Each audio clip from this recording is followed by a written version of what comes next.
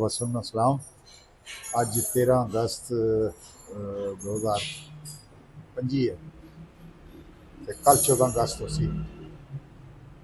ते 14 अगस्त ने हवाले नाल ही समझ लो भी अज जो है ना नवा पहला एक पहला सी सूआ वो वाकई पहला सी यानी उस तो पहले असें 150 सीसी जो नवा लॉन्च होया है किसी की भी नहीं सी दिता लेकिन इसकी वैसे तो दूसरा आखने लेकिन इस कलर पहला मोटरसाइकिल जोड़ा है वो इन्हें एक खुशकिस्मत है इन्होंने इसे चाया हुआ बुकिंग तो खैर हुई है गई अपना नाम अपना तारफ आपे करा सो ख्वाजा मुबीन साहब ख्वाजा मुबीन हाँ रमज़ान साहब साढ़े डडियाला बड़ा नाम से अल्लाह पाक उन्होंने जनता ही घर करा उन्होंने कि उन्होंने बेटे तो शहर ही रहने सैक्टर 7 ही चो ना 4 ही सैक्टर 4 ही रहने शहर जी तो ये इन्होंने नसीबा च अल्लाह ताला किया हुआ तो क्या अक्सर तुसें तक्या मोटरसाइकिल की है जे लगा थोड़ा अच्छा बोल सो बहुत प्यारी चीज़ है जी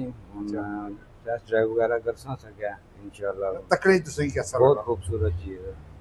कलर पसंद आया कलर बहुत प्यारा है कलर पसंद आया ठीक ते और क्या क्या चीज़ां तुसें सिर्फ इस गल्लों करन लगे हो भी ये नवा लॉन्च होया या कोई खूबियां भी नोट की नहीं थी खूबियाँ थोड़ी बहुत हैं इसमें ABS ऑप्शन और उसके अलावा रंगत भी इन्होंने रंग छोड़ा जरा किया अच्छा अच्छा बनाया है जी बॉडी वाइज भी ठीक है बॉडी वाइज भी अच्छा है और क्लासी लुक है इसमें ठीक बाइक माशाल्लाह बहुत प्यारी है अच्छा ठीक है तो असन तरफों हम जे ट्रेडिंग तरफों तुसांगी मुबारक अल्लाह ताला तुसें नसीब करे अल्लाह ताला तुसें ते इंशाल्लाह तुसां की पसंद आपसी जिला इसकी तुसां चलासो तो इसनी चीज़ां जरा थोड़ियां दसो जी भी क्या क्या नवी चीज़ है जरा उधर मारसो कैमरा इधर मारसो ये सारा कुछ दसो ताकि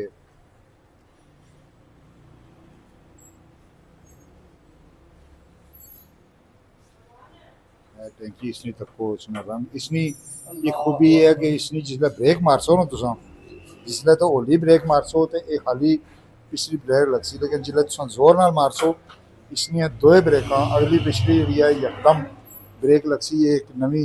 चीज़ जी है वो मार्केट आई है सिल्वर टापा बड़ा खूबसूरत बनया ने इसकी वजह नाल भी बड़ी जी है उठ आई है इस